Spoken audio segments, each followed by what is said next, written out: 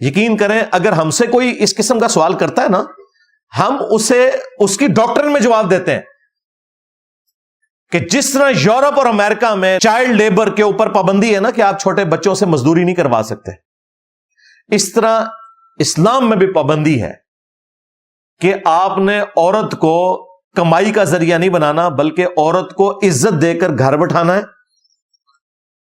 اس کے اوپر جو حاکم مرد ہے اس کی ذمہ داری ہے کہ وہ اس کا خرچہ اٹھائے گا، خواہ وہ اس کا باپ ہو، خواہ وہ خامند ہو، بھائی ہو یا بیٹا ہو۔ عورت اسلام میں گھر کی ملکہ ہے، کوئین ہے، یہ اس کو رسپیکٹ دینی چاہیے۔ اس لیے ہم اپنی عورتوں کو یہ الاؤ نہیں کریں گے کہ وہ کوئی ایسی جاب کریں کہ جس میں مردوں کے ساتھ ان کا انٹریکشن ہو۔ مطلقاً عورتوں کی تعلیم یا جاب اس کے ہم خلاف نہیں ہیں، ہم اسے پروموٹ کرتے ہیں۔ میں یہ کہتا ہوں کہ ہمیں اپنی بچیوں کو میڈیکل کی تعلیم دلوانی چاہیے۔ یہ سارے مولوی جب ان کی عورتیں پریگننٹ ہوتی ہیں تو یہ کہتے ہیں کہ کوئی ہمیں گائناکالوجسٹ مل جائے لیڈی، اس سے ہم نے جو ہے وہ یہ سارے معاملات لے کے چلنے ہیں۔ تو بھائی لیڈی گائناکالوجسٹ آپ کو اسی وقت ملے گی جب آپ نے بچیوں کی میڈیکل کی تعلیم الاؤ کی ہوگی، جو الحمدللہ پاکستان میں آلموسٹ سارے شہروں میں، ایون گاؤں ایریا میں بھی اب عورتیں اویلیبل ہیں۔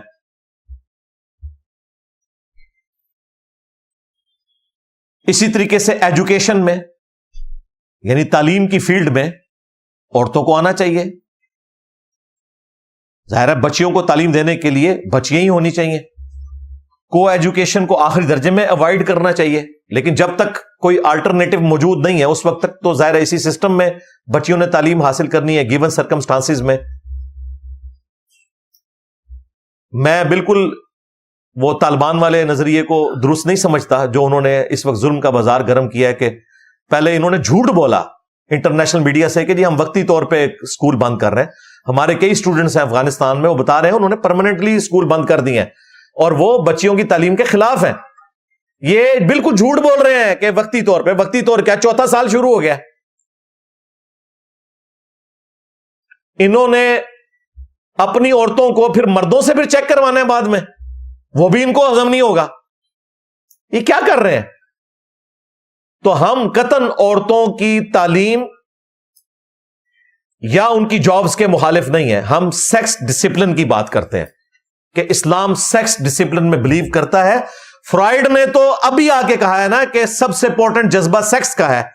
قرآن جو ہے وہ 1400 سال پہلے کہہ رہا ہے زُيِّنَ لِلنَّاسِ حُبُّ الشَّهَوَاتِ مِنَ النِّسَاءِ، مزین کر دی گئی ہیں انسانوں کی جو خواہشات ہیں انسانوں کے لیے، ان میں پہلے نمبر پہ عورت، اس کے بعد اللہ تعالی نے دولت اور باقی چیزیں گنوائی ہیں۔ میں اکثر اپنی ویڈیوز میں کہتا ہوں کہ مجھے اسلام میں توحید کے بعد سب سے زیادہ پسندیدہ چیز سیکس ڈسپلن ہے۔ توحید آپ کو ایک اللہ کا کر دیتا ہے اور باقی دنیا کے ہر طاغوت سے آزاد کر دیتا ہے۔ اور سیکس ڈسپلن اس سے بہتر کوئی ذریعہ ہی نہیں ہے اس دنیا میں زندگی گزارنے کا۔ یہ سارے کا سارا فتنہ جو ہے وہ سیکس ڈسپلن کی خرابی کی وجہ سے۔ یہ آج سوشل میڈیا ہمارے لیے جو عذاب بنا ہوا ہے، کیوں بنا ہوا ہے؟ سیکس ڈسپلن نہیں ہے، بے حیائی عام ہوئی ہوئی ہے۔ جو اسلام نے سیکس ڈسپلن دیا ہے نا، یہی سیکس ڈسپلن ہونا چاہیے تھا جتنا امپورٹنٹ جذبہ اللہ نے رکھا ہے۔ اس سے کم پہ کسی صورت نہیں ہو سکتا۔ سورۃ النور میں ایک ہی آیت میں اللہ تعالی نے فرمایا، پہلے کہا مومن مردوں کو حکم دو کہ اپنی نگاہیں نیچی رکھیں، اس کے بعد کہا کہ مومنہ عورتوں سے بھی کہو کہ اپنی نگاہوں کو نیچا رکھیں۔ لیکن یہ ڈاکٹر ذاکر نائک کا مثال دے کے اس طریقے سے بیان کرنا، انہوں نے مس ہینڈل کر دیا معاملے کو۔ اس طریقے سے بات کی جاتی جس طرح میں کر رہا ہوں، ان کی لینگویج میں انہیں جواب دیں۔ جس طرح تمہارے لیے چائلڈ لیبر سینسٹیو ایریا ہے، ہم بھی کہتے ہیں چائلڈ لیبر نہیں ہونی چاہیے، ہمارے لیے وومن لیبر اس طریقے سے۔ میں 2004 میں چائنا گیا آفیشل ایک ٹور کے اوپر، میرے لیے بڑی حیران کن بات تھی، میں جس مارکیٹ میں جاؤں نا تو تمام دکاندار جو آپ کو ریسیو کرنے والی ہیں وہ عورتیں ہی، مرد تو آپ کو نظر ہی نہیں آتے. بندہ حیران ہوتا ہے. اچھا میں یقین کریں جتنی دیر ہوٹل میں رہا میری آنکھوں میں بھی آنسو آ گئے. میں نے کہا یار یہ کتنی مظلوم بچیاں ہیں یہاں کی، ان بیچاریوں کو کتنی مشقت کرنی پڑتی ہے. ترس آ رہا تھا ان کے اوپر. پورا پورا دن وہ وہاں پہ جاب کرتی ہیں تب جا کے وہ اپنی بیسک نیڈز کو میٹ کرتی ہیں. پاکستان میں تو یقین کریں ہماری بیویاں تو یقین کریں کوئنز ہیں. ان کے اوپر ہم خرچہ بھی کرتے ہیں، ان کی ڈانٹ بھی کھاتے ہیں اور معافی بھی پھر خود مانگ لیتے ہیں.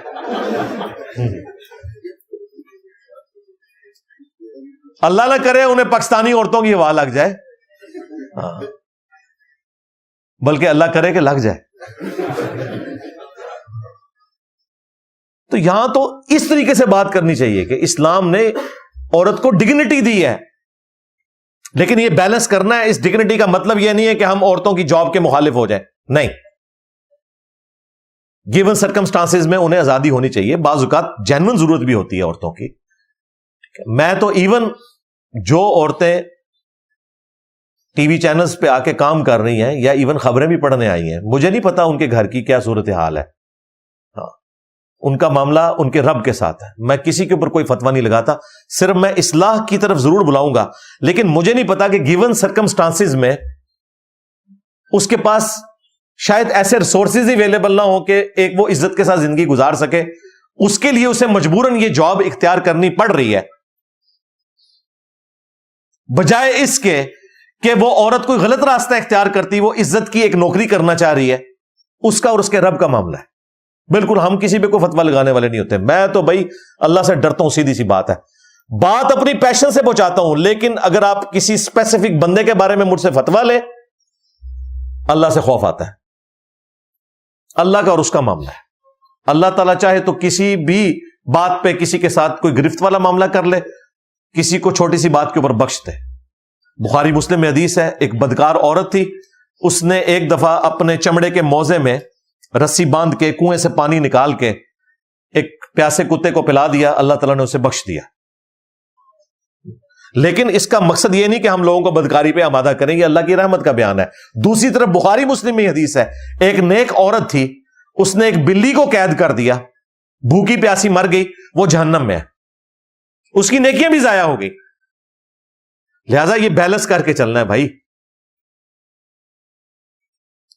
یہ اللہ تبارک و تعالیٰ نے اس اعتبار سے جو معاملات رکھے ہوئے ہیں ان کو دقت نظر سے دیکھنے کی ضرورت ہے. لہذا بھائی ہم تو بڑا ڈرتے ہیں، سیدھی سی بات ہے. تو اسی طرف آ جائیں سیکس ڈسپلن. مؤمن مردوں کو حکم دو کہ اپنی نگاہوں کو نیچا رکھیں، مؤمنہ عورتوں کو حکم دو کہ اپنی نگاہوں کو نیچا رکھیں. پھر صحیح مسلم میں حدیث ہے، میرے رب نے مجھے حکم دیا ہے اچانک اٹھ جانے والی نظر کے بارے میں کہ میں فوراً ہٹا لوں. ٹک ٹکی باندھ کے بھی آپ کسی عورت کو دیکھ نہیں سکتے. خبریں بھی اگر دیکھنی ہے تو ضروری نہیں کہ آپ نے دیکھنی ہے، ہاں سننی ہے. اسی طریقے سے صحیح مسلم میں ایک حدیث ہے، نبی علیہ السلام کے سامنے سے کچھ عورتیں گزری، آپ کی اچانک نظر پڑ گئی، آپ گھر کے اندر گئے، اپنی بیوی کے ساتھ ازدواجی تعلق قائم کیا اور باہر نکل کے صحابہ کرام سے فرمایا کہ اگر اچانک نظر پڑ جائے کسی عورت پر اور تمہیں بھلی معلوم ہو تو فوراً اپنی بیوی کے پاس جاؤ، اللہ نے اس کے پاس بھی وہی چیز رکھی ہے جو اس عورت کے پاس ہے، یوں شیطان کا یہ جو خیال ہے تمہارے دل سے نکل جائے گا. ہمیں تو یہ تعلیم دی گئی ہے. جامعہ ترمذی میں اور سنن نسائی الکبریٰ میں حدیث موجود ہے کہ جہاں دو اجنبی مرد و عورت ہوتے ہیں تیسرا ان میں شیطان ہوتا ہے. لیکن پبلک گیدرنگ کا معاملہ الگ ہے. جابز میں اجنبی مرد و عورت دو الگ کمرے میں نہیں ہوتے، کہیں ایک آفس میں بیٹھے میں، ان کا معاملہ بالکل الگ ہے. یہ میں اس کو نہیں کر رہا. یہ وہ معاملہ ہے کہ وہ اسکول ٹیچرز یا وہ کالج یونیورسٹی کے ٹیچرز جو وہاں کی فیمیل ٹیچرز کو یا فیمیل اسٹوڈنٹس کو اکیلے اپنے کمرے میں بلا لیتے ہیں، پھر بلیک میلنگ کرتے ہیں، جو اکثر یونیورسٹیز میں بھی آپ کو اس قسم کے واقعات رپورٹ ہوتے ملتے ہیں. وہ والی چیز منع ہے.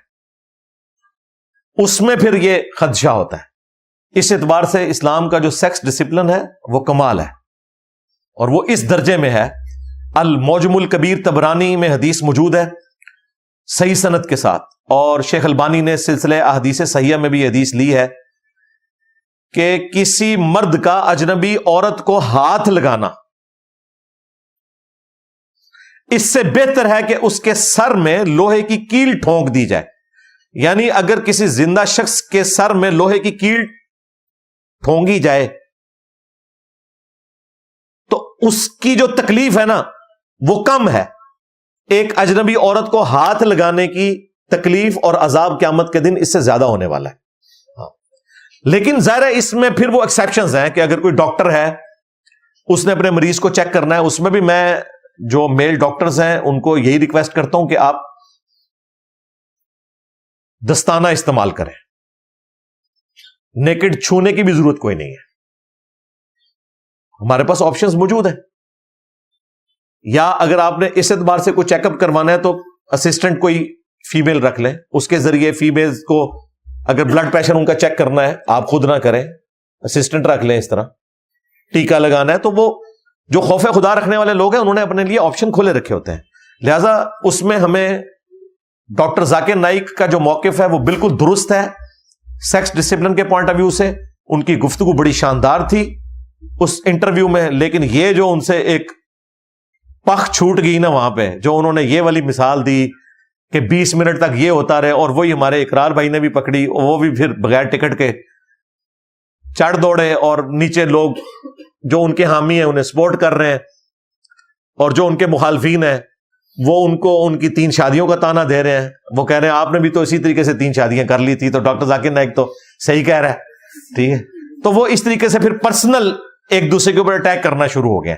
اینڈ رزلٹ اس میں سے یہ نکلا ہے. لہٰذا ڈاکٹر ذاکر نائک سے میں ریکویسٹ کروں گا کہ مستقبل میں بھی اپنے معاملات کو ذرا اچھے طریقے سے دیکھ کر چلیں، اس قسم کی کوئی گفتگو نہ کریں کہ وہ بعد میں پھر بار بار اس کی کلیریفیکیشن دینی پڑ جائے. اب رات کو وہ کلیریفیکیشن ہی دے رہے تھے بادشاہی مسجد میں، اور وہ ساری حدیثیں سنا رہے تھے. اور بھائی ان حدیثوں سے کسی کو اختلاف نہیں ہے، اور نہ ان حدیثوں کو یا آیات کو بیان کر کے آپ مسلمانوں کو یہ بتانے کی کوشش کریں کہ وہ جو آپ نے جملے بولے ہیں اور وہ جو آپ نے نقشہ کھینچا ہے وہ آپ نے صحیح کیا ہے. اسی سے اختلاف ہے. کسی مسلمان نے آپ پہ یہ اعتراض نہیں کیا کہ آپ نظریں جھکا کے انٹرویو وہاں کیوں دے رہے تھے. کسی نے اعتراض کیا؟ آپ کے اسی جملے پر اعتراض تھا کہ آپ کو یوں اس طریقے سے گفتگو نہیں کرنی چاہیے تھی. ایک بلو دا بیلٹ گفتگو ہو گئی ہے، یہ مس ہینڈلنگ تو ہوئی ہے.